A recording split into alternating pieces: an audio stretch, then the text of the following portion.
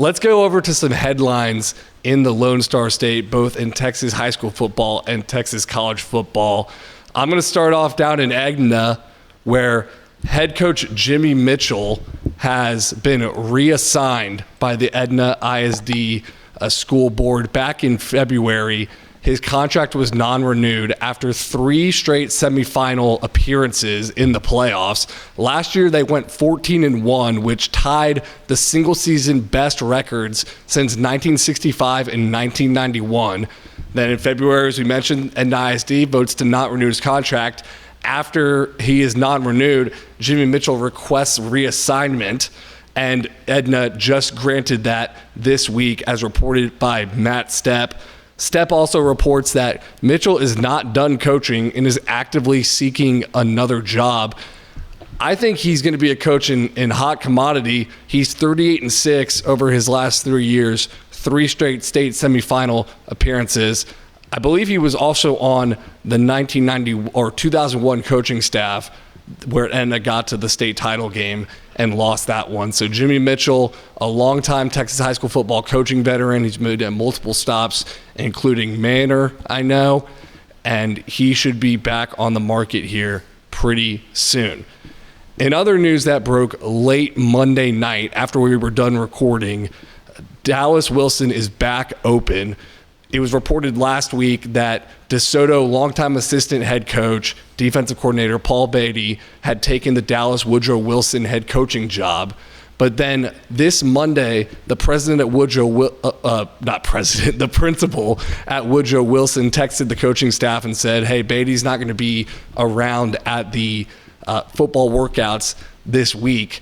And then it came out later on Monday night that he'd be leaving the position for a personal family matter. So for Woodrow Wilson, their timeline, the decision on a new head coach will be made April 4th. And it's unclear if Beatty is going to return to DeSoto or not.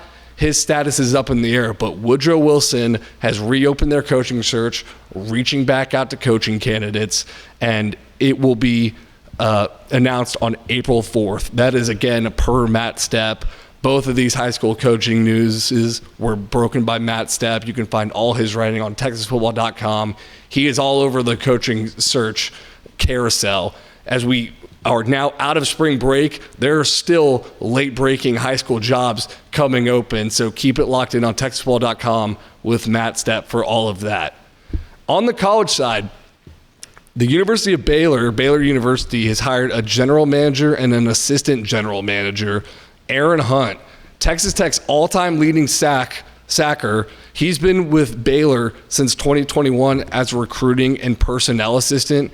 They have now made him a GM, the first ever GM at Baylor.